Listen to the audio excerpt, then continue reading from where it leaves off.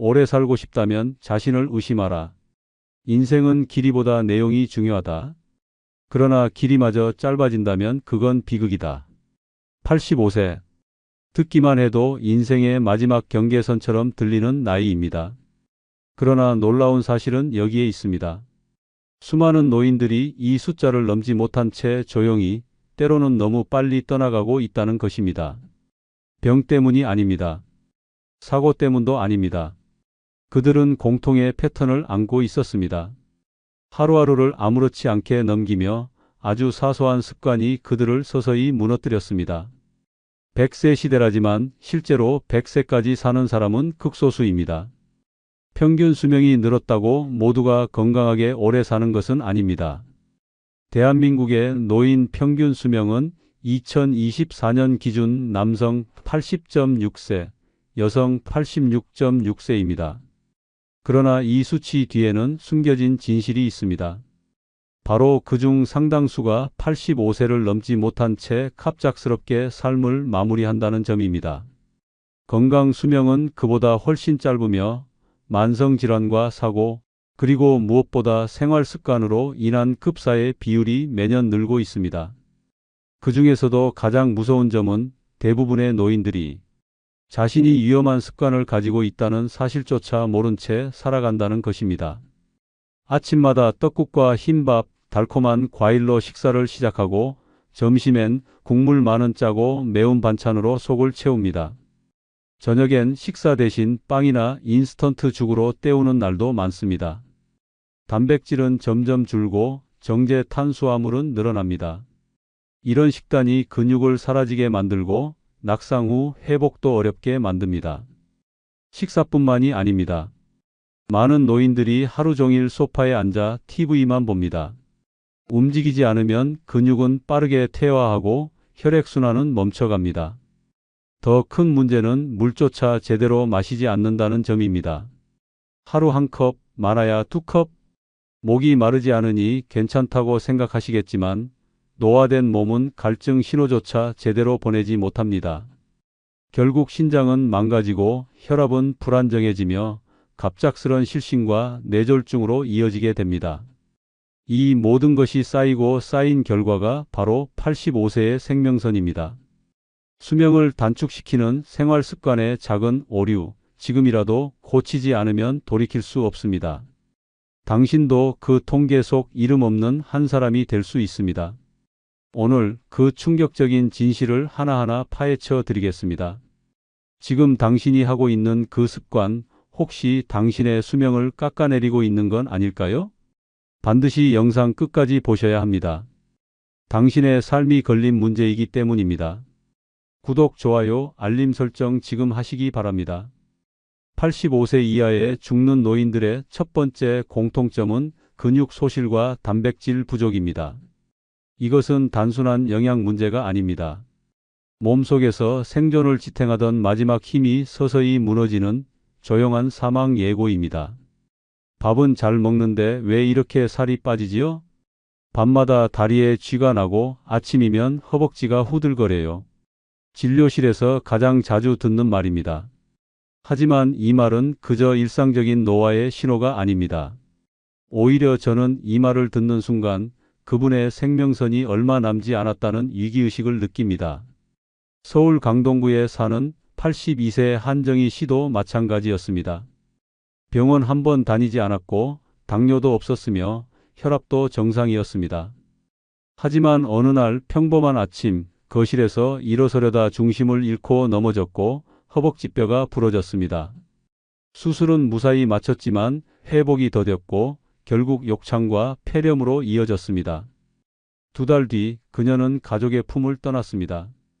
그녀의 식단 일지를 보던 저는 이유를 한눈에 알 수 있었습니다. 흰죽, 떡국, 김치, 멸치볶음, 바나나, 빵. 언뜻 보기엔 건강한 식단처럼 보이지만 실상은 탄수화물 뿐이었습니다. 단백질이라고는 두부 몇 조각과 달걀 하나뿐이었고 고기는 거의 없었습니다. 노인은 나이가 들수록 매년 근육이 감소합니다.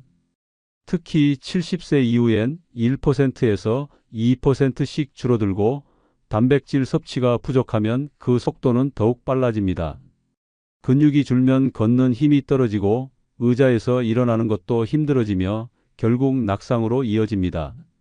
낙상은 곧 골절로, 골절은 입원으로, 입원은 욕창과 감염으로 이어지고 그렇게 조용히 생의 끝에 다다르게 됩니다. 그럼 왜 단백질을 충분히 섭취하지 못할까요? 첫째, 속이 더부룩하다는 이유로 고기나 생선을 꺼립니다. 둘째, 치아 문제로 딱딱한 음식을 피합니다. 셋째, 고기는 건강에 해롭다는 낡은 인식이 여전히 남아있기 때문입니다. 하지만 이런 믿음은 지금 이 순간 수많은 노인들을 85세 이전에 무너뜨리고 있습니다. 노인에게 필요한 하루 단백질 양은 체중 1kg당 1g에서 1.2g입니다. 예를 들어 체중이 60kg이라면 최소 60g 이상의 단백질을 매일 섭취해야 합니다. 달걀 한 개는 약 6g, 두부 한 모는 15g, 고기 100g에는 약 20g이 들어 있습니다. 즉 하루 3끼 중 2끼 이상은 반드시 단백질 중심의 식사가 되어야 합니다. 그리고 꼭 기억해야 할 것이 있습니다. 단백질은 먹는 것만으로는 근육이 되지 않습니다. 움직여야 근육으로 바뀝니다.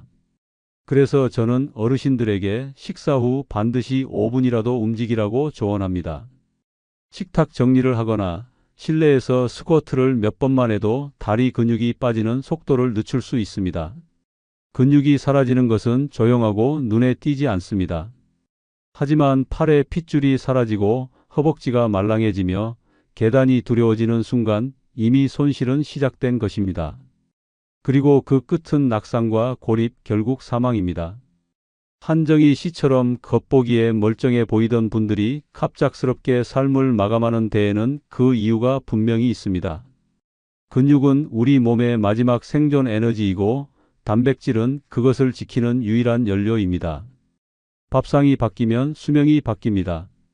85세 이하의 죽는 노인들의 두 번째 공통점은 물을 마시지 않는 습관입니다. 갈증을 못 느끼니까 괜찮다고 생각하지만 바로 그 착각이 노인의 생명을 조용히 갉아먹고 있습니다. 부산 사하구에 사는 83세 김정자 씨는 평소 입이 마르지 않는다며 하루에 물을 한두 잔밖에 마시지 않았습니다. 커피는 매일 마셨지만 생수나 보리차 같은 순수한 물은 거의 마시지 않았습니다. 어느 날 아침 김 씨는 갑작스럽게 어지럼증을 느끼며 쓰러졌고 병원에 도착했을 땐 이미 신장이 심각하게 손상된 상태였습니다. 검사 결과는 탈수와 급성 심부전. 의사인 저조차 놀랄 정도로 심각한 수분 부족 상태였습니다. 노인은 나이가 들수록 갈증을 느끼는 능력이 떨어집니다. 젊었을 땐 몸속 수분이 60% 이상이지만 70대에 들어서면 50% 이하로 감소합니다. 그런데도 많은 어르신들이 목이 안 마르다는 이유로 하루 한두 잔의 물만 마시며 살아갑니다. 문제는 이 부족한 수분이 혈액을 끈적이게 만들고 뇌졸중과 심장마비의 위험을 끌어올린다는 점입니다. 물을 안 마시면 혈압이 떨어지고 신장 기능이 망가지며 체내 독소가 쌓이게 됩니다. 실제로 진료실을 찾는 어르신들 중 갑작스러운 어지럼증, 변비, 피로감, 집중력 저하를 호소하는 분들 중 다수가 탈수 상태였던 경우가 많습니다. 이 상태가 지속되면 결국은 혈액 농도가 진해지고 몸 전체의 순환에 문제가 생기며 심하면 실신과 골절, 급성 장기 손상까지 이어집니다. 김정자 씨도 매년 건강검진에서 별다른 문제가 없었기에 스스로를 건강한 편이라고 믿고 있었습니다. 하지만 실제로는 수년간 누적된 만성 탈수가 장기를 서서히 망가뜨리고 있었던 것입니다. 이처럼 목이 안 마르니까 괜찮다는 착각이 85세를 넘지 못하게 만드는 치명적인 습관입니다. 게다가 많은 어르신들이 물 대신 커피, 차, 식혜, 음료수를 마시기 때문에 실제로 순수한 수분 섭취량은 더욱 부족합니다. 커피나 차는 이뇨작용으로 오히려 수분을 배출시키며 단맛이 나는 음료는 혈당과 혈압을 올리는 부작용까지 남깁니다. 그렇다면 노인에게 적절한 하루 수분 섭취량은 얼마나 될까요?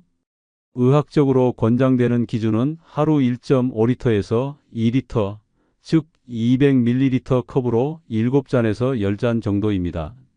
하지만 한꺼번에 마시기보다는 아침에 일어나자마자 한 잔, 식사 30분 전후로 한 잔, 그리고 오후 활동 중에 조금씩 나눠서 마시는 것이 가장 좋습니다. 또한 노인의 경우 물 마시는 시간과 방법에도 주의가 필요합니다. 식사 중간에 과도하게 물을 마시면 소화가 방해되고 밤늦게 마시면 야간녀로 수면의 질이 떨어집니다. 따라서 오전 10시부터 오후 6시 사이에 집중적으로 마시고 잠들기 2시간 전에는 수분 섭취를 줄이는 것이 좋습니다. 김정자 씨는 병원에서 퇴원한 후 하루에 8잔씩 물을 시간에 맞춰 나누어 마시는 습관을 들였습니다. 3개월 후 재검사 결과는 놀라웠습니다. 신장 기능이 회복되었고 어지럼증도 사라졌으며 무기력했던 생활에서 다시 생기가 돌기 시작했습니다. 물은 약이 아닙니다. 하지만 약보다 더 먼저 챙겨야 할 생명의 조건입니다. 그리고 노년기에는 그것이 의식적인 노력 없이는 결코 채워지지 않습니다. 진료실에서 저는 매일 같은 조언을 반복합니다. 어르신, 물 드셨나요? 습관이 생명을 지킵니다. 입이 마를 때까지 기다리지 마세요. 85세 이하의 사망한 노인들의 많은 사례에서 공통적으로 발견되는 것이 바로 이 무의식적 탈수였습니다. 그들은 스스로 마시지 않았고 그 결과 몸은 조용히 마르고 무너졌습니다. 물이야말로 노년의 생명을 가장 조용히, 가장 강력하게 지켜주는 유일한 자원입니다. 85세 이하의 죽는 노인들의 세 번째 공통점은 앉아있는 시간이 지나치게 길다는 것입니다. 움직이지 않는 하루가 쌓일수록 몸은 말라가고 생명력은 빠르게 줄어듭니다. 걷지 않는 노인에게 남는 건 병상뿐입니다. 대전 유성구에 사는 81세 박재문 씨는 새벽에 일어나 아침밥을 드시고 나면 하루 대부분을 소파에 앉아 TV를 보며 보냈습니다. 가끔 마트에 가는 정도가 유일한 외출이었고 그 외에는 거실과 화장실을 오가는 게 전부였습니다. 운동은 귀찮고 특별히 아픈 데도 없는데 뭐 하러 걷냐고 늘 말하셨던 분입니다. 그러던 어느 날 갑작스러운 흉통으로 쓰러졌고 병원에 도착했을 땐 이미 폐색 전증이 진행된 상태였습니다. 의사들은 오래 앉아 있었던 습관이 다리 정맥에 혈전을 만든 원인이라 설명했습니다. 이 사례는 드물지 않습니다. 많은 노인들이 움직이지 않는 것 자체가 병을 만든다는 사실을 전혀 인식하지 못한 채 매일 같은 자세로 수시간씩 앉아 있습니다. 특히 TV 시청, 스마트폰, 독서, 뜨개질처럼 신체를 거의 쓰지 않는 일상 패턴이 하루 10시간 이상 반복될 때 몸은 내부부터 빠르게 망가지기 시작합니다. 노년기에는 근육량이 급격히 줄고 혈액순환이 느려집니다. 이 상태에서 장시간 앉아 있으면 하체 혈류는 정체되고 심장으로 가는 순환은 불안정해지며 결국은 혈압 변동, 심부정맥, 혈전, 심장 부담, 폐색전 등 치명적인 결과로 이어질 수 있습니다. 게다가 앉아 있는 시간이 길수록 소화기관의 움직임도 둔해지고 이로 인해 만성 변비, 식욕 저하, 영양 불균형까지 뒤따릅니다. 결국은 잘 먹지도 못하고 잘 배출하지도 못하고 몸 전체가 정체된 상태에서 급격한 노쇠가 찾아옵니다. 한 연구에 따르면 하루 앉아 있는 시간이 8시간 이상인 노인의 사망률은 활동적인 노인보다 2배 가까이 높다고 밝혀졌습니다. 특히 80세 이후에는 그 격차가 훨씬 더 벌어지며 단 1시간의 정적 시간 차이만으로도 생존 곡선이 눈에 띄게 바뀐다는 충격적인 결과도 있습니다. 그렇다면 어떻게 바꿔야 할까요? 의학적으로 권장되는 것은 최소 30분마다 한 번씩 자리에서 일어나는 습관입니다. 화장실을 가는 것, 물을 마시러 가는 것, 창문을 열어 바람을 쐬는 것, 그 어떤 이유라도 좋습니다. 단 30분 이상 같은 자세로 앉아 있는 것을 절대 습관화해선 안 됩니다.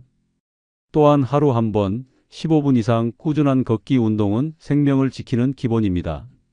이 걷기는 빠르게 걸을 필요도 없습니다. 천천히라도 매일 일정한 시간에 바깥 공기를 마시며 걸으면 전신의 혈류와 면역력이 살아납니다. 박재문 씨는 병원에서 치료를 받은 후 태어나자마자 아들에게서 작은 알림 시계를 선물 받았습니다. 30분마다 일어나세요 라는 진동 알림이 울리는 손목 밴드였습니다. 그는 처음엔 귀찮다고 투덜거렸지만 석 달이 지나자 다리 부종이 줄고 무기력하던 기운도 돌아오기 시작했습니다. 제가 그에게 물었습니다. 하루에 몇 번 정도 일어나세요? 그는 웃으며 말했습니다. 이제는 알림이 울리기도 전에 먼저 일어나요. 움직이지 않으면 죽는다는 걸 몸이 먼저 알게 되더라고요. 이처럼 사소해 보이는 앉은 자세 하나가 결국 인생의 길이를 좌우합니다. 85세를 넘지 못한 노인들의 대부분은 스스로 움직이는 힘을 너무 일찍 포기했습니다. 그들은 병이 찾아와 쓰러진 것이 아니라 움직이지 않은 채 스스로 무너진 것이었습니다. 몸은 오래 앉는 사람부터 먼저 늙습니다. 지금 바로 자리에서 일어나십시오. 생존은 움직이는 사람의 것이기 때문입니다. 85세 이하의 죽는 노인들의 네 번째 공통점은 병이 있어도 참고 넘기고 병이 없다고 병원조차 가지 않는 잘못된 의학적 태도입니다. 몸이 아프지 않으니까 건강하다는 믿음은 노년기에 가장 위험한 착각입니다. 전북 익산에 사는 84세 유정혜 씨는 평생 약 한 번 제대로 먹지 않고 살아온 분입니다. 감기가 와도 이불 덮고 땀을 내면 낫는다며 병원은 피했고 혈압이 좀 높아도 그 나이면 다 그렇지라며 대수롭지 않게 여겼습니다. 그렇게 버티며 살아왔지만 어느 날 아침 극심한 가슴 통증을 느끼고 쓰러졌습니다. 급성 심근경색이었고 병원 도착 전에 이미 의식을 잃었습니다. 나중에 확인해 보니 유정혜 씨는 6개월 전부터 피로감과 소화불량, 잦은 두통을 겪고 있었습니다. 모두 대수롭지 않게 넘긴 증상들이었습니다. 노인들은 의외로 참는 습관이 몸에 배어 있습니다. 젊을 때부터 병원은 큰일 있을 때만 가는 곳이라는 인식, 그리고 병을 알게 되는 순간 삶이 무너질 것 같다는 두려움 때문에 몸의 이상을 애써 무시하는 경향이 있습니다. 하지만 노인의 질병은 젊은이처럼 뚜렷한 증상으로 나타나지 않습니다. 고혈압, 당뇨, 심장질환, 만성신장 질환 모두 무증상 진행형으로 뭔가 느껴질 때는 이미 손쓰기 어려운 시점인 경우가 많습니다. 특히 고혈압은 조용한 살인자로 불립니다. 머리가 아프지 않아도 어지럽지 않아도 이미 혈관은 망가지고 있고 뇌졸중이나 심근경색으로 이어질 가능성이 높습니다. 문제는 노인의 70% 이상이 고혈압 위험군이라는 사실입니다. 하지만 많은 분들이 약을 먹다 말다 하고 어지럽다는 이유로 스스로 약을 끊기도 합니다. 이것은 극도로 위험한 행동입니다. 혈압약은 증상이 없어도 지속적으로 복용해야 하고 반드시 의사의 조언에 따라 용량을 조절해야 합니다. 또 하나의 문제는 건강검진에 대한 오해입니다. 나는 작년에 다 정상이었어. 하지만 노년기의 건강은 1년이면 완전히 바뀝니다. 특히 심장, 신장, 간 기능은 빠르게 저하되며 초기에 발견하지 않으면 회복이 어려운 구조입니다. 의학적으로 75세 이상 노인은 1년에 2번 이상 기초 검사를 받아야 하며 혈압, 혈당, 콜레스테롤, 신장 수치 등은 주기적으로 확인해야 합니다. 노년의 또 다른 맹점은 약에 대한 무조건적인 거부 반응입니다. 약에 한번 손대면 평생 못 끊는다. 간이 나빠질까봐 무서워서 안 먹는다. 그러나 고혈압, 고지혈증, 심부전, 당뇨 같은 만성질환은 약으로 조절하지 않으면 결국 장기 기능을 망가뜨리고 생명을 위협합니다. 약을 먹지 않아도 당장은 아무렇지 않지만 그것은 침묵 속에서 천천히 다가오는 위기일 뿐입니다. 한 가지 더, 치매와 우울증 증상도 너무 쉽게 넘깁니다. 말수가 줄고 방에만 있고 외출을 싫어하고 자꾸 깜빡깜빡하는 증상이 생겨도 나이 들어서 그래라며 가족들도 당사자도 관심을 두지 않습니다. 그러나 이 무관심이 더 빠른 인지 저하와 사회적 고립을 불러오며 면역력까지 떨어뜨려 감염병과 낙상 위험을 높이는 결과를 낳습니다. 다시 말해 노년기의 병이란 단순한 질병을 넘어 생존력 전체를 흔드는 구조적 문제입니다. 몸이 아프지 않아도 병원을 가야 하고 병을 아는 것이 오히려 건강을 지키는 출발점입니다. 유정의 시의 사례처럼 나는 괜찮아라고 말하던 수많은 분들이 병을 인지하지 못한 채 혹은 약을 거부한 채 갑작스럽게 생을 마무리했습니다. 85세 이전에 생명이 꺼지는 그늘 아래에는 의학적 무관심이라는 그림자가 짙게 드리워져 있었습니다. 진짜 건강은 병이 없는 것이 아니라 병을 제때 발견하고 제때 관리하는 태도에 달려 있습니다. 당신은 아직 병원을 가기에 늦지 않았습니다. 그러나 한 달, 두 달을 더 미루면 정말 늦을 수 있습니다. 85세 이하의 죽는 노인들의 다섯 번째 공통점은 잘못된 목욕 습관입니다. 깨끗함이 곧 건강이라는 믿음이 오히려 노인의 생명을 조용히 갉아먹고 있습니다. 경기도 평택시에 사는 80세 이춘자 씨는 평생을 청결하게 살아온 분입니다. 하루 두 번 뜨거운 물로 목욕을 하고 거친 떼수건으로 피부를 밀며 깨끗하게 살아야 건강하다는 말을 입버릇처럼 하셨습니다. 그런데 최근 들어 밤마다 피부가 가렵고 벗은 피부에는 붉은 반점과 갈라진 상처들이 점점 늘어났습니다. 병원에 내원했을 때 이미 피부 장벽이 심각하게 손상되어 있었고 2차 세균 감염까지 진행된 상태였습니다. 이 씨는 당황해하며 이렇게 말했습니다. 매일 씻는데 왜 더 아픈 거죠? 난 청결하게 살았을 뿐인데요. 바로 여기에 문제가 있습니다. 노년기에는 피부 구조 자체가 달라집니다. 젊었을 때는 피지와 땀샘이 활발하게 작동하며 피부 보호막을 형성하지만 나이가 들면 이 기능이 급격히 저하되고 피부 수분 함유량은 절반 이하로 떨어집니다. 그 상태에서 매일 뜨거운 물로 목욕을 하고 비누와 떼수건으로 팍팍 문지르면 필요한 유분과 보호막까지 씻겨 나가게 되고 결국 극심한 건조증과 염증, 가려움이 따라오게 됩니다. 더 무서운 것은 단순한 가려움이 아닙니다.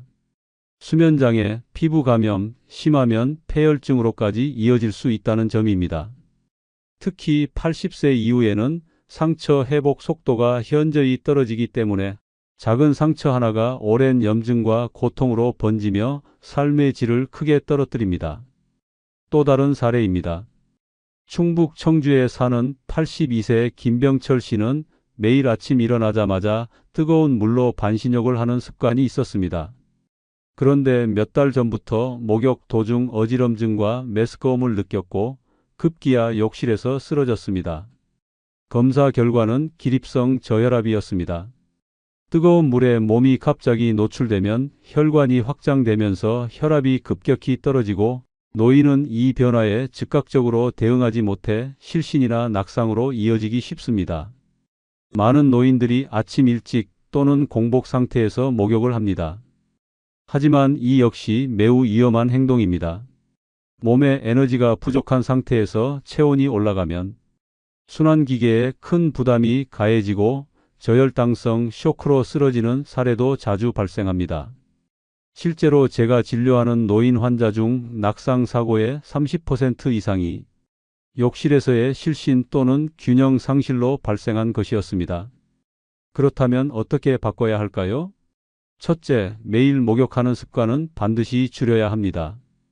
이틀에 한 번 혹은 땀이 많이 났을 때만 간단히 샤워하는 방식이 피부를 지키는 최선의 방법입니다. 둘째, 뜨거운 물 대신 미지근한 물을 사용하고 목욕 시간은 5분 이내로 제한하는 것이 좋습니다. 셋째, 비누나 샴푸는 자극이 약한 순한 제품을 사용하고 떼수건 대신 부드러운 손으로 씻는 습관이 필요합니다. 넷째, 목욕 후에는 반드시 3분 이내에 보습제를 꼼꼼히 발라야 합니다. 이 3분이 지나면 피부 수분이 급속히 날아가 회복이 어려워지기 때문입니다. 피부는 단순한 껍질이 아닙니다. 노년기의 피부는 면역력 그 자체이며 생존을 지키는 마지막 방어선입니다. 오늘부터 목욕하는 방식을 바꾸십시오. 그 습관 하나가 당신의 생존 연장을 결정할 수 있습니다. 끝으로 좋아요 꾹 눌러주시기 바랍니다. 다음 영상에서 뵙겠습니다. 김순자님은 35년간 한 회사에서 성실하게 일한 뒤 62세에 은퇴하셨습니다. 퇴직금과 저축을 합쳐 약 2억 원이라는 적지 않은 자산을 갖고 계셨습니다. 하지만 5년이 지난 지금 김순자님의 통장 잔고는 거의 바닥났고 생활비 걱정에 일용직 아르바이트를 알아보고 계십니다. 어디서부터 잘못됐는지 모르겠어요. 라는 그녀의 말처럼 많은 은퇴자들이 무심코 빠지는 소비 습관의 함정이 있습니다. 대부분의 은퇴자들이 경제적 위기에 빠지는 이유는 소득의 부족이 아니라 소비 습관의 문제입니다. 지금부터 그 치명적인 6가지 함정을 하나씩 들여다보겠습니다. 구독, 좋아요, 알림 설정과 주변의 많은 소중한 분들에게 공유해 주시면 감사하겠습니다. 은퇴 후 갑자기 가난해지는 최악의 첫 번째 습관은 남의 시선을 의식한 보여주기식 소비 습관입니다. 여러분, 이런 생각 해보신 적 있으신가요? 자식 결혼식인데 체면 좀 차려야 하지 않겠어? 친구들 다 골프 치러 가는데 나만 빠질 수 있나? 내가 이 정도는 해야 사람들이 무시 안 하겠지. 나를 위한 소비인 줄 알았지만 실은 남을 의식한 소비가 된 적 있으신가요? 특히 은퇴 이후엔 자신보다 타인의 시선을 의식해 소비하는 경우가 더 많아집니다. 젊을 때는 생계를 위한 소비가 중심이었다면 은퇴 후에는 내가 어떻게 보이느냐가 소비의 기준이 되어버리는 순간이 생기곤 합니다. 동창 모임에서 어깨에 힘 한번 주려고 외식 비용을 전부 결제하거나 자녀 결혼식에서 남들보다 더 화려한 예식을 준비하고 친구들과의 모임에서 새 옷을 챙겨 입고 값비싼 물건을 보여주는 일이 반복되면 그건 순수한 자기 만족이 아니라 보여주기식 소비가 될 수 있습니다. 문제는 이처럼 눈에 보이는 겉모습을 유지하려는 소비는 끝이 없다는 것입니다. 누구보다 잘 살고 있는 것처럼 보이기 위해 내 통장은 텅 비어가는 현실, 은퇴자에게는 치명적인 위협입니다. 실제 사례 하나를 소개하겠습니다. 인천에 사는 윤정아님은 63세에 은퇴 후 늘 다니던 사교 모임과 골프 모임을 계속 유지하셨습니다. 모임 친구 대부분은 경제적으로 여유 있는 이들이 많아 자연스럽게 윤정아님도 그 수준을 맞추려 노력하셨습니다. 명품 가방, 수입차 리스, 해외 골프 여행 등 소비의 수준이 점점 올라갔고 처음엔 나도 이 정도는 해야 하지라는 마음이 컸습니다. 하지만 실제로 윤정아님의 자산은 퇴직금 포함 1억 정도였고 매달 지출이 수입을 넘기 시작하면서 적자 상태로 접어들었습니다. 결국 3년이 지나자 예금은 바닥났고 차량 리스 유지도 어렵게 되자 모임에 나가는 것조차 부담스러워졌습니다. 윤정아님은 사람들이 나를 어떻게 볼까만 생각했지 정작 내 삶은 비어가고 있었다는 걸 너무 늦게 깨달았어요. 지금은 모임도 끊고 생활비를 줄이기 위해 월세로 이사했어요 라고 말씀하셨습니다. 이 사례처럼 남의 눈치를 보며 지출을 이어가다 보면 결국 남의 인생은 지켜졌을지 몰라도 내 인생은 무너질 수 있습니다. 은퇴 이후의 삶은 보여지는 나가 아니라 살아가는 나가 중요합니다. 남이 나를 어떻게 생각할지에 앞서 나는 어떤 삶을 살고 싶은지를 먼저 생각해야 합니다. 진짜 여유 있는 사람은 과시하지 않아도 삶이 단단하게 유지되는 사람입니다. 보여주기 위한 소비는 짧은 만족만을 주지만 그 대가는 매우 큽니다. 특히 은퇴 이후의 소비는 수입 없이 자산을 지키며 살아가는 것이 기본이기 때문에 소비 하나하나가 내 노후의 방향을 이끄는 결정타입니다. 지금 남의 시선 때문에 무리한 소비를 하고 계신다면 한번 멈춰서 생각해 보시길 바랍니다. 나는 진짜 나를 위해 이 돈을 쓰고 있는가? 이 소비가 내 삶에 어떤 영향을 줄까? 라는 질문을 자신에게 던져보는 것만으로도 현명한 소비의 출발점이 될 수 있습니다. 남을 위한 소비가 아닌 나를 위한 소비를 할 때 진정한 노후의 자유와 안정이 찾아옵니다. 최악의 두 번째 습관은 전략하며 살았던 것에 대한 보복 소비입니다. 젊어서 얼마나 아끼며 살았는데 이제 좀 써도 되지 않겠어? 평생 남들처럼 여행 한번 제대로 못 다녔는데 이젠 나도 좀 즐겨야지. 이런 마음 정말 공감됩니다. 평생을 가족을 위해 희생하며 살아온 분들이기에 이제는 자신을 위해 무언가 해주고 싶고 아껴왔던 욕망을 마음껏 풀고 싶은 순간이 찾아옵니다. 그런데 문제는 이 보상 심리가 계획 없는 소비로 이어질 때입니다. 은퇴 후 갑작스러운 자유와 여유가 찾아오면 그동안 억눌렀던 소비 욕구가 폭발하는 경우가 많습니다. 해외여행, 명품 구매, 고급 외식, 취미생활, 자동차 교체까지 그동안 해보지 못했던 것들을 한꺼번에 해보려는 마음이 들 수 있습니다. 특히 이 나이에 안 하면 언제 해보겠나라는 생각은 보복 소비에 불을 지피는 요소입니다.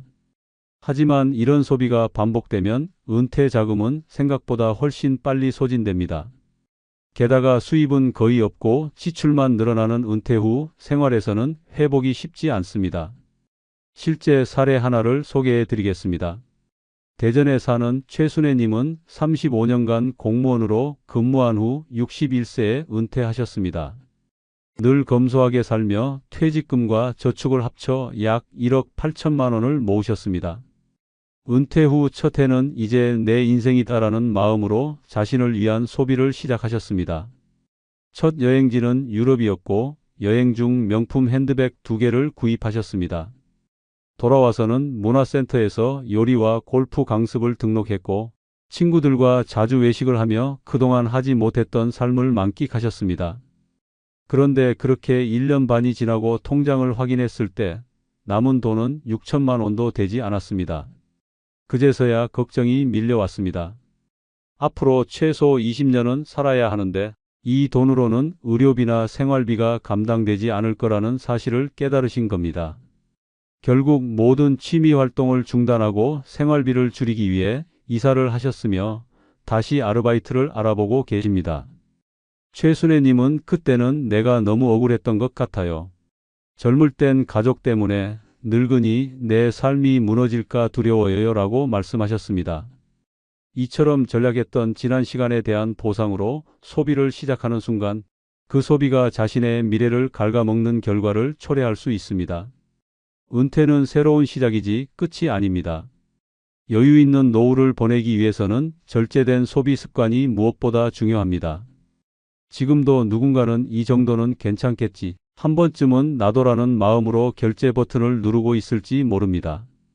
하지만 은퇴 이후의 소비는 과거와 달리 회복 탄력성이 없습니다. 지출한 돈을 다시 벌기 어렵기 때문에 매번의 소비가 내 남은 인생에 어떤 영향을 미칠지를 꼭 생각해야 합니다. 진짜 나를 위한 소비는 순간의 위로가 아닌 오래도록 편안하고 안정된 삶을 위한 준비입니다.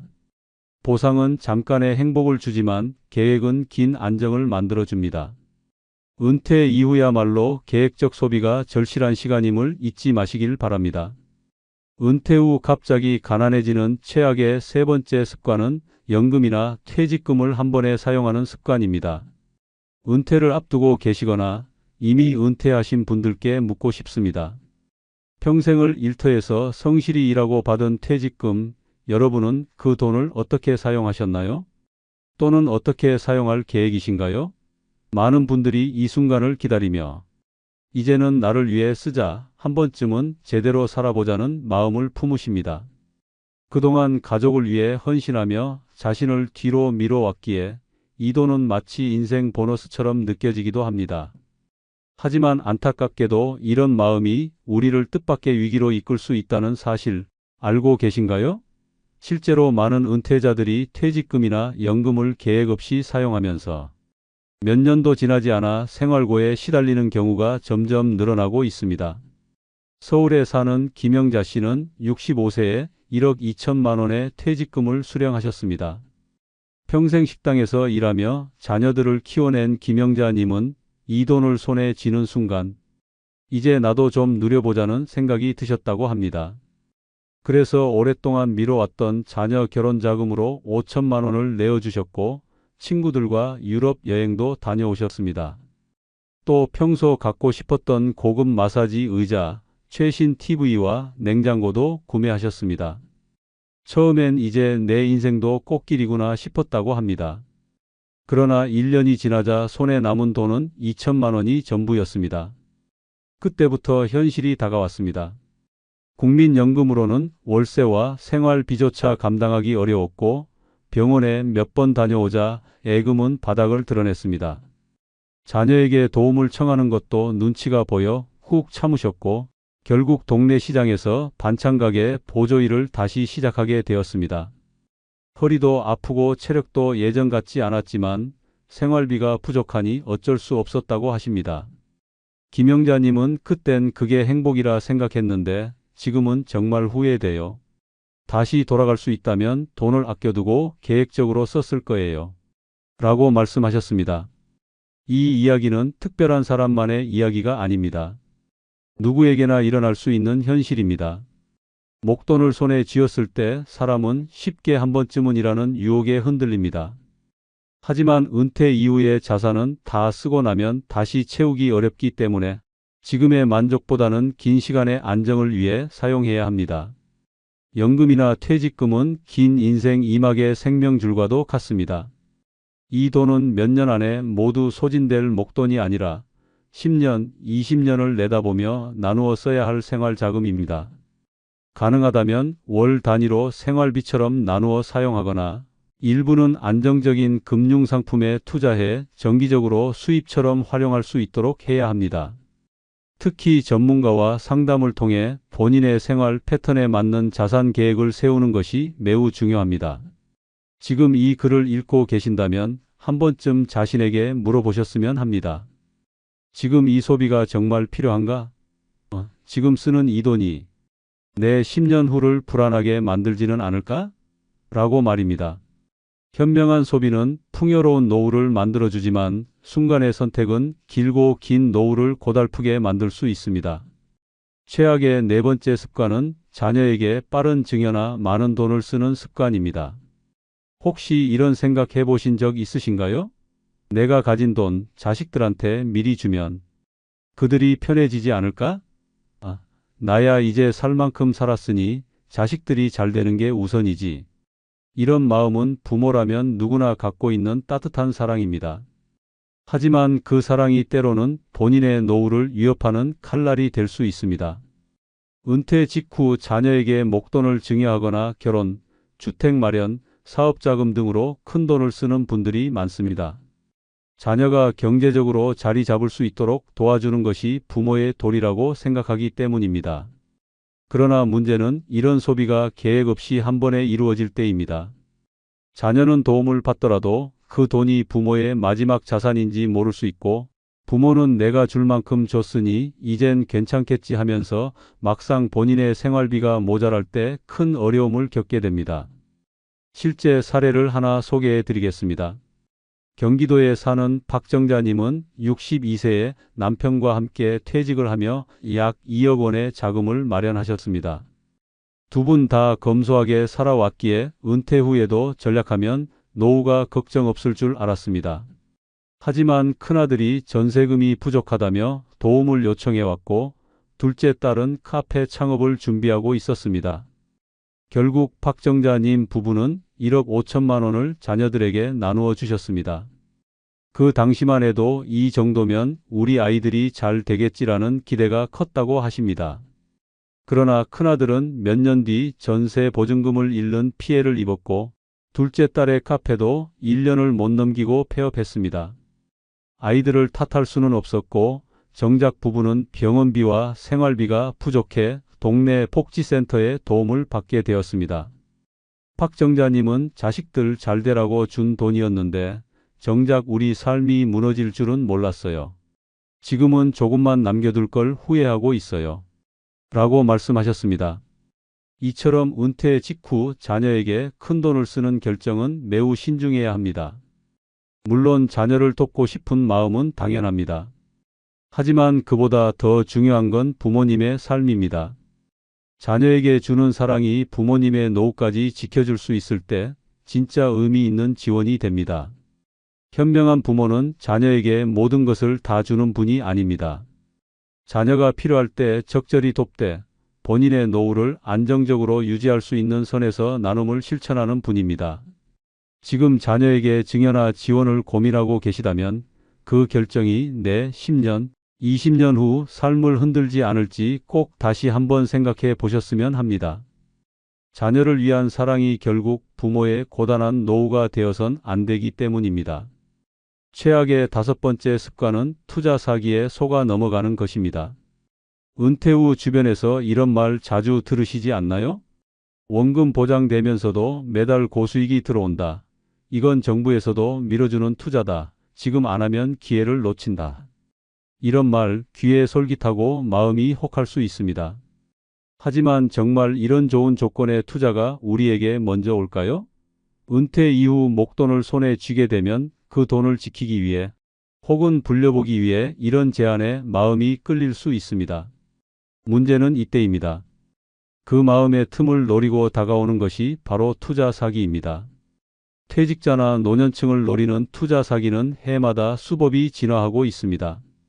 특히 요즘은 지인 소개를 통한 방식이 많아 의심 없이 참여하게 되고 피해를 본 후에도 어디에 하소연하기 어려운 경우가 많습니다. 처음에는 소액으로 수익을 보여주며 신뢰를 얻고 나중엔 큰 돈을 유도하는 것이 전형적인 수법입니다. 그 과정에서 많은 분들이 평생 모은 자산을 단숨에 잃고 맙니다. 실제 사례를 소개해 드리겠습니다. 부산에 사는 이성우 님은 66세에 은퇴하시며 퇴직금과 그간의 저축으로 약 1억 5천만 원의 자산을 갖고 계셨습니다. 어느 날 오랜 친구로부터 요즘 부동산 펀드가 수익률이 좋다며 소개를 받으셨고 정부 등록업체라는 말에 안심하고 3천만 원을 투자하셨습니다. 처음 몇 달간은 매달 이자가 입금되었고 친구도 봐라 진짜 잘 되지 않냐고 하니 마음이 놓이셨습니다. 결국 이성우 님은 추가로 5천만 원을 더 넣었고 주변 지인들에게도 소개했습니다. 그런데 어느 날부터 이자가 끊기고 회사와 연락이 되지 않았습니다. 확인해 보니 등록증은 위조였고 이미 수많은 피해자가 발생한 사기 업체였습니다. 이성우 님은 친구를 의심하지 못했고 욕심도 있었어요. 평생 모은 돈인데 하루아침에 사라졌습니다. 아내 얼굴을 볼 자신이 없었습니다. 라고 말하셨습니다. 이 사례처럼 믿고 맡긴 돈이 한순간에 사라지는 일이 은퇴 후에 생기면 회복이 매우 어렵습니다. 다시 일하기도 쉽지 않고 신체적 정신적 충격도 큽니다. 더욱이 가까운 지인과의 관계까지 무너질 수 있어 상처는 더 깊어집니다. 은퇴 후에 투자에서 가장 중요한 원칙은 수익보다 안전입니다. 어떤 말이 그럴듯해도 원금 보장과 고수익을 동시에 약속한다면 무조건 의심해 보셔야 합니다. 특히 지금 바로 결정해야 한다. VIP만 받을 수 있다는 말은 사기의 가능성이 매우 큽니다. 정식 금융기관인지 등록이 되어 있는지부터 확인하고 가능하다면 금융감독원에 직접 문의해 보는 것이 좋습니다. 만약 투자를 해야겠다면 소액부터 시작하고 금융 전문가나 가족과 상의하는 것이 현명합니다. 혼자 판단하기보다는 다양한 의견을 들어보고 무엇보다도 감정이 앞서지 않도록 차분하게 생각하는 습관이 필요합니다. 지금 이 순간에도 누군가는 당신의 돈을 노리고 있습니다. 그들의 달콤한 말은 당신의 삶을 지켜주지 않습니다. 오히려 평생 쌓아온 자산을 한순간에 무너뜨릴 수 있습니다. 나는 괜찮겠지, 저 사람도 했대라는 생각이 들 때일수록 멈추고 다시 생각해 보시길 바랍니다. 은퇴 이후의 돈은 단순한 숫자가 아니라 당신의 생존과 자존을 지켜주는 가장 소중한 버팀목입니다. 마지막 최악의 여섯 번째 습관은 분산 투자의 부족입니다. 한 군데에 몰아서 넣는 게 오히려 더 수익이 크지 않겠어? 여기만 믿고 가도 괜찮겠지. 괜히 나눠봤자 의미 없잖아. 은퇴 후 목돈을 손에 쥐었을 때 사람들은 흔히 가장 수익이 좋아 보이는 한 곳에 전액을 넣고 싶어집니다. 특히 주식이나 부동산, 고수익 금융상품에 이거다 싶은 마음이 들면 가진 자산을 모두 집중하는 결정을 하기도 합니다. 하지만 이처럼 단일 자산에 몰아넣는 투자 방식은 예기치 못한 리스크에 매우 취약합니다. 분산 투자는 혹시 모를 위험에 대비해 자산을 다양한 형태로 나눠 놓는 지혜입니다. 주식이 떨어지면 채권이나 예금이 그 손실을 메워주고 부동산이 하락할 땐 현금 자산이나 다른 투자 상품이 균형을 잡아주는 방식입니다.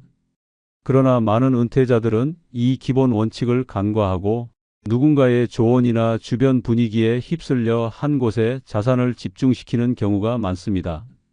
실제 사례를 소개해 드리겠습니다. 충북 청주에 사는 김재수님은 64세에 퇴직하면서 약 2억 원의 퇴직금을 수령하셨습니다. 은퇴 후 수익형 부동산이 유행이라는 얘기를 듣고 아파트 상가 분양에 전액을 투자하셨습니다. 처음엔 매달 임대료가 들어오면 생활비 걱정이 없겠다는 생각이었습니다. 하지만 막상 상가가 완공되자 인근 상권이 활성화되지 않아 임차인을 구하기가 어려웠고 결국 1년 넘게 공실 상태가 이어졌습니다. 그 사이 유지비, 대출이자, 관리비 등으로 매달 수백만 원의 지출이 발생했습니다. 결국 생활비 부족으로 적금을 해지하고 예상치 못한 병원비까지 겹치며 경제적 위기를 겪게 되었습니다. 김재수님은 그땐 한 방에 해결하려 했는데 지금 생각하면 절반만 넣고 나머지는 예금이나 다른 데 분산했으면 이 지경까진 안 왔을 겁니다. 라고 말씀하셨습니다. 이 사례처럼 한 곳에 모든 자산을 몰아넣은 결과 수익은커녕 손실과 생활 불안이 동시에 찾아오는 경우는 결코 드물지 않습니다. 은퇴 이후엔 젊은 시절처럼 다시 자산을 회복하기 어렵기 때문에 한 방을 노리는 투자보다는 긴 시간 지켜낼 수 있는 안전한 전략이 필요합니다.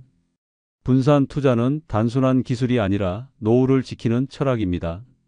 내 자산을 여러 바구니에 나눠 담는 것만으로도 위험은 줄어들고 안정성은 높아집니다.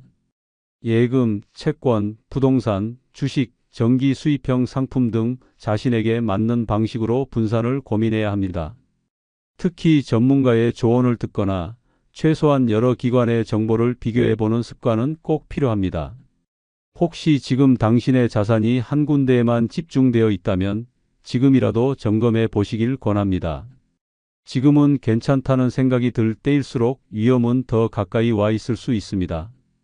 투자에 있어서 가장 무서운 건 손실이 아니라 대비하지 않은 상태에서의 손실입니다. 현명한 은퇴는 좋은 투자처보다 안전한 구조를 먼저 만드는 데서 시작됩니다. 분산이라는 단순한 원칙이 당신의 노후를 끝까지 지켜줄 가장 강력한 방패가 될 수 있습니다. 마지막으로 좋아요, 구독 꾹 눌러주시기 바랍니다. 감사합니다. 쇼펜하우어는 늙어서는 타인의 어리석음을 참아내기가 더욱 어려워진다. 그래서 혼자 있는 것이 최선이라고 했습니다. 간디도 진정한 행복은 외부가 아닌 내면에서 나온다고 말했죠. 부처 역시 혼자 가는 것이 낫다. 어리석은 자와는 동행하지 말아라고 했습니다. 여러분은 이 위대한 인물들의 말이 너무 극단적이라고 생각하셨나요?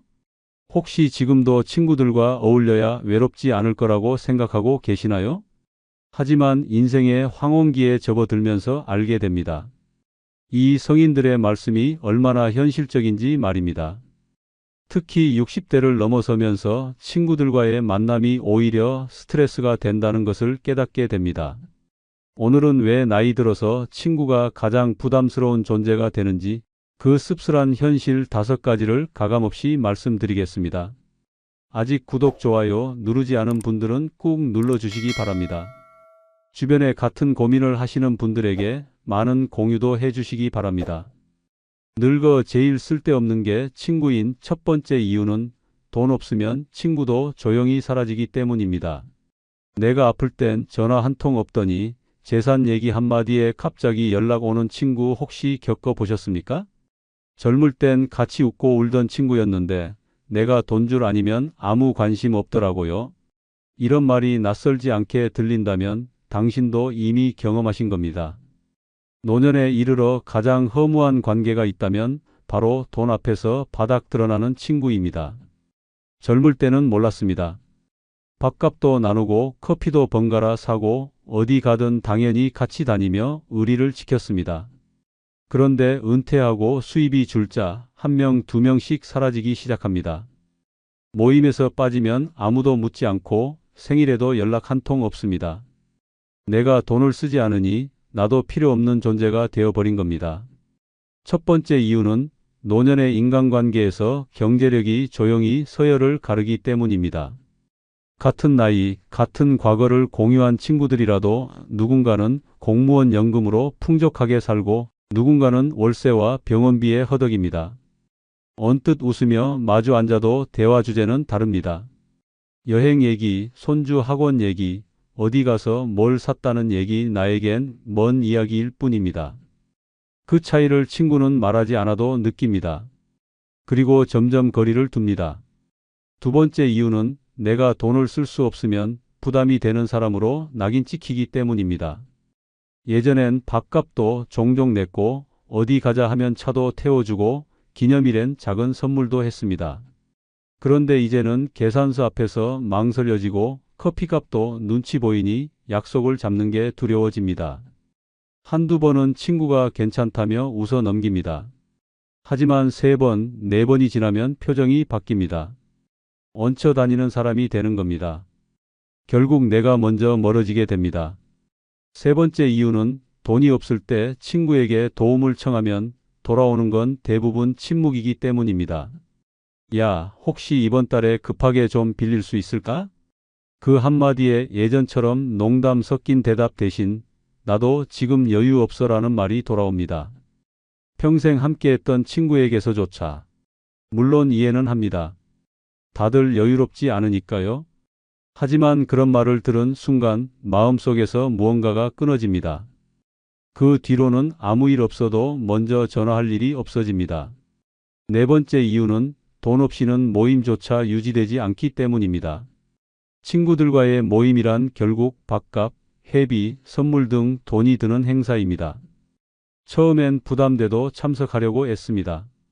하지만 한두 번 빠지고 나면 자연스럽게 단톡방에서도 말이 줄고 모임에서 이름도 잊혀집니다. 자리가 바뀌면 사람이 바뀌고 돈이 끊기면 관계도 끊깁니다. 이 단순한 공식은 생각보다 훨씬 냉정합니다. 다섯 번째 이유는 친구조차 내 상황을 이해하지 못하기 때문입니다.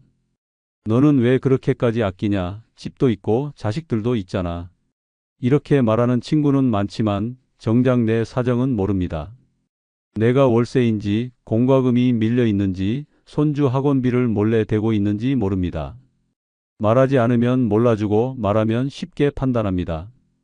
그게 친구라는 이름을 달고 있는 사람들의 민낯입니다. 늙어서 돈이 없으면 관계마저 사라지는 현실. 그 진실을 받아들이는 순간 마음은 씁쓸해지지만 그 대신 삶은 한결 가벼워집니다. 괜히 의리 지키려고 돈 써가며 유지하던 관계가 정리되기 시작하면 나 자신을 위한 시간과 여유가 생깁니다. 더는 친구라는 이름 앞에 눈치 보거나 허세 부릴 필요도 없습니다. 어쩌면 진짜 친구는 평생에 한두 명이면 충분합니다. 나의 가진 것과 상관없이 대화가 이어지고 돈 얘기 없이도 웃을 수 있고 침묵마저 불편하지 않은 사람. 그런 친구가 없다면 억지로 만들지 않아도 됩니다. 이제는 나 자신을 위한 삶, 조용히 걸어도 고요하고 따뜻한 인생으로 전환해야 할 때입니다. 돈이 없다고 자존심을 꺾을 필요도 없고 친구가 없다고 외로워할 필요도 없습니다. 외로운 건 어차피 내 몫이고 친구는 있어도 없어도 외로울 수 있으니까요. 그러니 늙어서 제일 쓸데없는 게 친구일 수도 있다는 사실 이제는 인정해도 됩니다. 그래야 비로소 홀가분해집니다. 늙어 제일 쓸데없는 게 친구인 두 번째 이유는 늙어 친구 믿다 괜히 입방아에 오르기 때문입니다. 내가 말한 거 다른 사람한테 얘기한 적 없어. 정말이야? 이 말 정말 믿으셨습니까? 가슴 깊이 담아두었던 속마음을 단 한 사람에게 털어놨을 뿐인데 며칠 지나지 않아 엉뚱한 사람 입에서 되돌아옵니다. 그것도 내가 하지 않은 말까지 덧붙여져서요. 노년에 들어 가장 고통스러운 배신은 돈이 아니라 말입니다. 그리고 그 말은 늘 가장 가까운 사람, 즉 친구의 입에서 새어나옵니다. 젊을 때는 실수라고 넘길 수 있었습니다. 말이 좀 잘못 전해졌나 보다. 제 성격이 원래 좀 그랬지 뭐. 하지만 나이가 들면 사정이 달라집니다. 단순한 말실수 하나가 자존심을 무너뜨리고 명예를 깎아먹고 이웃들의 눈초리를 바꿔버립니다. 외로워서 혹은 너무 답답해서 한 번 내뱉은 한숨 섞인 말이 어느새 동네 안주거리로 돌고 도는 현실. 그 고통은 몸 아픈 것보다 더 깊이 남습니다. 두 번째 이유는 친구의 입을 통해 나의 사생활이 무방비로 유출되기 때문입니다. 예를 들어 이런 일입니다. 혼자 사는 아들이 실직 중이라고 이야기했더니 며칠 후 슈퍼에서 만난 이웃이 아들 요즘 많이 힘들다며요? 회사 그만뒀다면서요? 하고 묻습니다. 혹은 딸 부부랑 갈등이 있어. 잠깐 하소연했던 일이 어느 순간엔 손주도 못 보게 한다더라는 소문으로 번집니다. 이런 소문은 항상 그럽니다. 누가 그랬는지는 말 못해 근데 다들 알던데. 정확한 출처는 없고 내용만 부풀어져 남습니다. 그런데 그 시작점은 하나입니다. 그 사람한테는 말해도 되겠지라는 단순한 믿음. 그리고 그 믿음이 배신으로 바뀌는 순간 남는 건 깊은 후회뿐입니다. 세 번째 이유는 친구는 내 편이 아니라 자기 입을 달랠 대상이 될 수 있기 때문입니다. 나이가 들면 말할 사람이 줄어듭니다. 남편과도 대화가 없고 자식은 바쁘고 혼자 밥 먹는 날이 많아집니다. 그러니 친구에게 전화를 걸고 만나서 수다를 떨며 숨통을 틉니다. 하지만 그 친구도 마찬가지입니다. 그 사람도 외롭고 답답합니다. 그러다 보면 서로 나눈 이야기 중 하나쯤은 다른 친구의 이야기 소재가 됩니다. 아니, 나는 그냥 걱정돼서 한 말인데 다 내 걱정해서 그런 거잖아. 이 말은 결국 책임 회피입니다. 당신의 아픔은 그저 잠깐의 화제거리였을 뿐이고 사생활은 가십으로 소비된 겁니다. 아무도 당신을 위해 침묵해주지 않습니다. 네 번째 이유는 말 한마디가 자식들과의 관계까지 악영향을 줄 수 있기 때문입니다. 며느리가 좀 별로라며? 너 딸이랑 요즘 사이 안 좋다며? 이런 말들이 아무렇지도 않게 돌 때 결국 자식 귀에도 들어갑니다. 그리고 자식은 이렇게 묻습니다. 엄마, 왜 그런 얘기를 남한테 해? 우리 가족 일인데?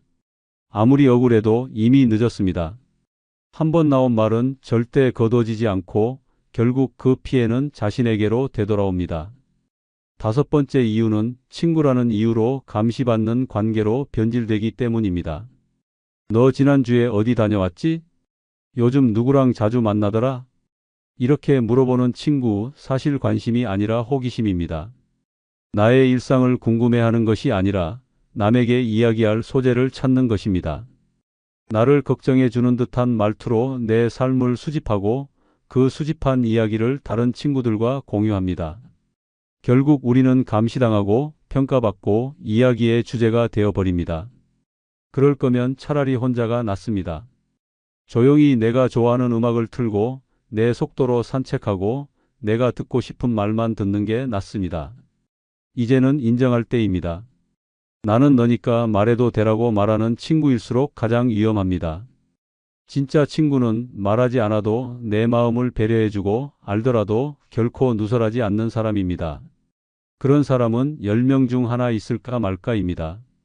나머지는 그냥 오래 알고 지냈을 뿐인 사람입니다.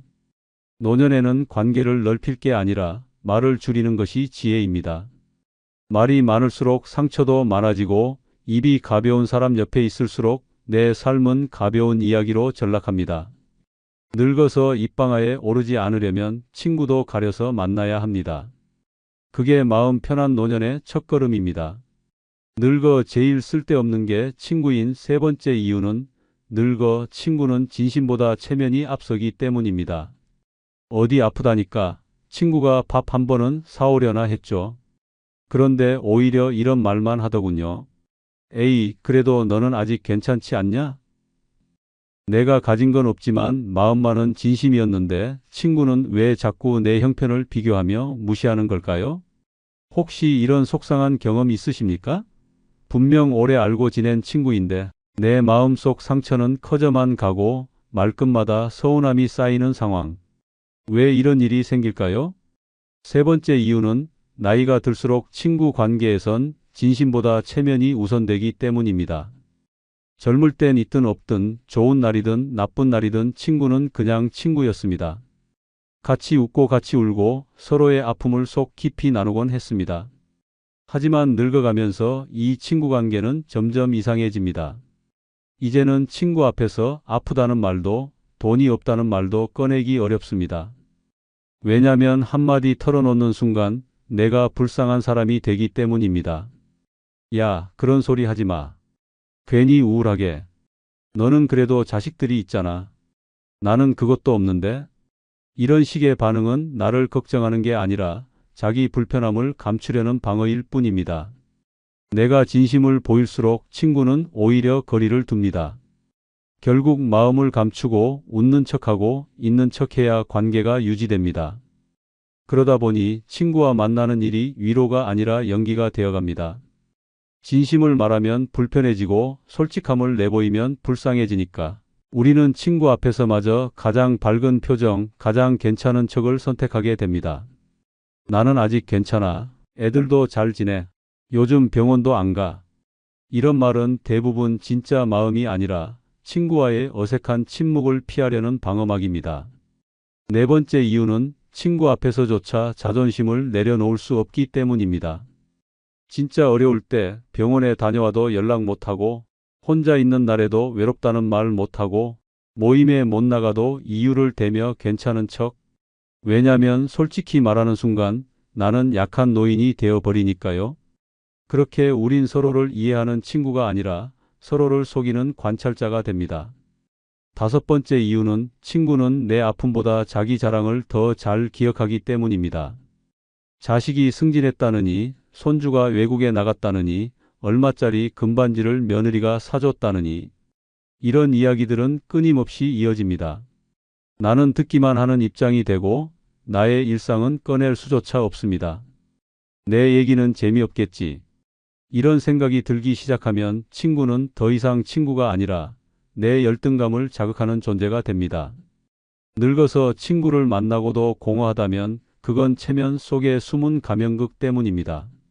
어디가 아프다 말하지 못하고 병원 다녀온 얘기도 숨기고 집에 혼자 있는 날에도 일부러 바쁜 척하는 관계.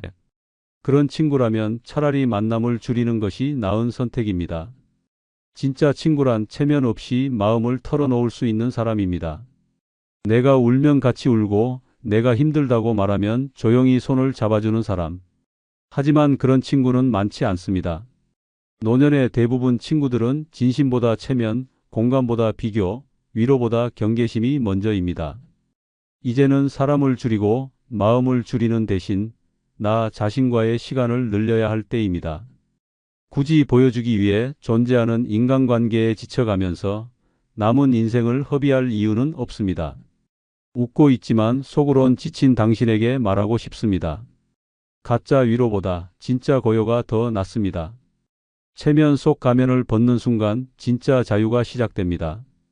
늙어 제일 쓸데없는 게 친구인 네 번째 이유는 늙어 친구와 싸우면 마음의 상처가 오래 가기 때문입니다.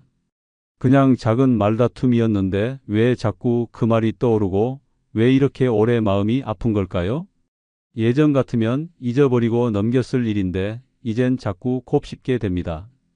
왜일까요? 혹시 이런 감정을 느껴본 적 있으십니까? 노년에 이르면 한번 다툰 친구와는 관계가 틀어질 뿐 아니라 마음의 상처까지 오래오래 남습니다. 몸의 상처는 약을 바르면 낫지만 마음의 상처는 생각날 때마다 덧납니다. 그 대상이 친구일 경우엔 더더욱 그렇습니다. 젊었을 땐 말다툼도 흔했고 며칠 지나면 화해도 했습니다. 서로 바빴고 새 일상이 돌아왔기에 쉽게 잊혀졌습니다. 하지만 지금은 다릅니다. 시간이 많고 생각할 틈도 많습니다. 그래서 친구와의 갈등은 내 안에서 계속 자랍니다.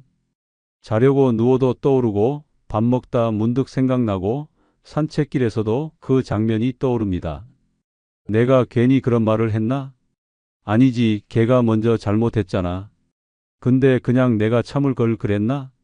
이런 생각의 반복은 스스로를 괴롭히는 고통입니다. 그리고 그 고통은 생각보다 오래갑니다. 네 번째 이유는 노년의 갈등은 화해보다 고립으로 이어지기 때문입니다. 한번 틀어지면 다시 연락하기가 어렵습니다. 지금 연락하면 더 어색해질까봐. 먼저 연락하면 자존심 상할 것 같아서. 그러는 사이 시간은 지나고 서로 점점 멀어집니다. 젊을 땐 술 한 잔에 풀 수 있었던 감정이 지금은 자존심과 자책감 속에서 굳어져 버립니다. 그러다 보니 다툼 하나가 친구 하나를 완전히 잃게 만드는 결과가 됩니다. 다섯 번째 이유는 싸우고 난 후의 후유증이 삶의 활력을 갉아먹기 때문입니다. 친구와의 다툼은 단순히 한 사람을 잃는 문제가 아닙니다. 그 친구와 나누던 대화, 함께 가던 장소, 매달 한 번씩 있던 모임, 그 모든 루틴이 무너지면서 일상이 텅 비어버립니다. 집에만 있게 되고 사람을 피하게 되고 웃음이 줄어들고 결국 우울감이 커집니다. 또 하나 더 무서운 점은 노년에는 이별이 다툼으로 끝나지 않는다는 사실입니다. 언젠간 풀겠지라고 생각하지만 시간이 너무 흐르면 그 기회조차 사라집니다.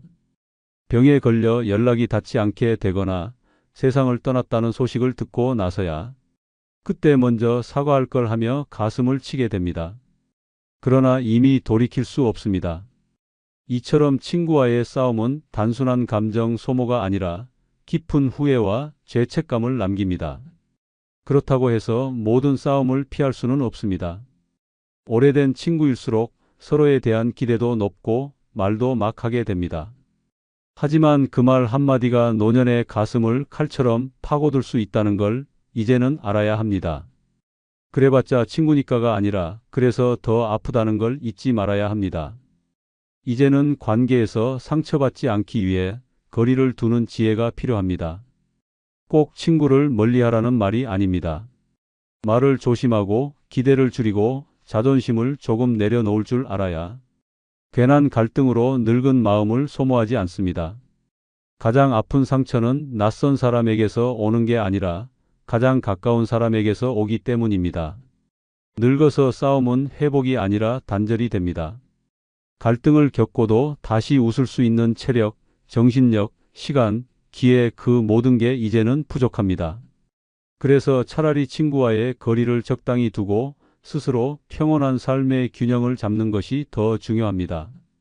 내 마음을 지키는 것이 가장 중요한 나이. 이제는 불필요한 감정 소모를 줄이고 갈등보다 고요한 일상을 선택할 줄 아는 용기가 필요합니다. 늙어서의 싸움은 관계의 끝이 아니라 내 삶 전체에 그림자를 들이우는 파문이 됩니다. 그 사실을 기억하는 것만으로도 쓸데없는 싸움을 피할 수 있습니다. 늙어 제일 쓸데없는 게 친구인 다섯 번째 이유는 결국 늙어 지켜줄 사람은 친구가 아니라 나 자신이기 때문입니다. 혹시 넘어져 다쳤을 때 제일 먼저 떠오른 사람이 친구였습니까? 아니면 병원? 아니면 스스로 일어나야겠다는 생각이었습니까? 혹시 급하게 병원 갈 일이 생겼을 때 친구가 도와준 적 있으십니까? 많은 분들이 말합니다. 그래도 친구는 있어야지. 하지만 정작 진짜 위기 순간 친구는 어디 있었습니까? 친구와의 우정은 젊을 때나 아름다웠습니다. 학창 시절, 직장 생활, 육아의 고단함을 함께 견디며 쌓은 시간은 분명 소중했습니다. 그러나 인생의 황혼기에 접어들면 그 우정은 기억으로만 남습니다. 지금 이 순간 내 옆을 지켜줄 사람은 그때 그 친구가 아니라 오로지 나 자신뿐입니다. 다섯 번째 이유는 노년에 닥쳐오는 돌발 상황은 결국 혼자의 몫이기 때문입니다. 갑작스런 낙상, 심장이 두근거리는 불안, 병원 예약이 밀린 진료. 이런 문제 앞에 친구는 조언조차 하지 못합니다. 그래? 병원은 갔어? 이 말이 전부입니다. 진짜 필요한 건 그 순간 차를 몰고 와줄 사람, 손을 잡고 함께 병원에 가줄 사람, 병실에서 묵묵히 앉아줄 사람입니다. 그런 존재는 친구가 아니라 나 자신이 준비해둔 응급 연락망, 재정, 체력, 마음가짐입니다. 내가 힘들 때 친구가 있잖아라는 생각은 사실 현실과는 다릅니다. 정작 친구는 자신도 힘듭니다. 본인 병원도 다녀야 하고 자식 문제도 있고 체력도 예전 같지 않습니다. 아무리 마음이 있어도 행동으로 옮기기 어렵습니다. 그래서 우리는 결국 혼자 병원을 예약하고 혼자 약을 타고 혼자 끼니를 해결해야 합니다. 그리고 정말 위급한 상황에서는 누구보다 먼저 자신을 챙길 줄 알아야 합니다. 은근히 친구들에게 기대는 마음이 크면 클수록 실망도 커지고 외로움도 깊어집니다. 내가 아픈데 왜 아무도 연락이 없을까? 이 생각이 들기 시작하면 친구가 원망스럽고 세상이 서운해집니다. 하지만 냉정하게 말하자면 그건 친구의 잘못이 아닙니다. 우리 모두 늙었고 각자의 삶을 버티는 대만도 버겁기 때문입니다. 또한 친구에게 기대는 삶은 스스로를 무기력하게 만들 수 있습니다. 어차피 누가 와서 도와주겠지. 이런 생각이 머리를 지배하면 운동도 게을러지고 외출도 줄어들고 결국 집에만 갇히게 됩니다. 자신을 돌보는 능력을 잃게 되는 겁니다. 그래서 진짜 친구를 두고 싶다면 먼저 나 자신을 챙기는 사람이 되어야 합니다. 지금까지 늙어 가장 쓸데없는 게 친구인 5가지 이유를 말씀드렸습니다. 괴테는 친구는 우리가 행복할 때 찾아오지만 불행할 때는 우리가 찾아가야 한다고 했습니다. 세네카도 진정한 우정은 매우 드물다. 대부분은 이익 때문에 만나는 것이다라고 말했죠. 오스카 와일드 역시 친구를 사귀는 것보다 적을 만드는 것이 더 쉽다고 했습니다. 이 지혜로운 사람들도 결국 인간관계의 허상을 깨달았습니다. 나이가 들수록 친구는 짐일 뿐이라는 것을 말입니다. 더 이상 의무감에 얽매이지 마십시오. 나만의 고요한 시간이 진정한 자유입니다. 이제 당당하게 나 자신을 위한 삶을 살아가시기 바랍니다.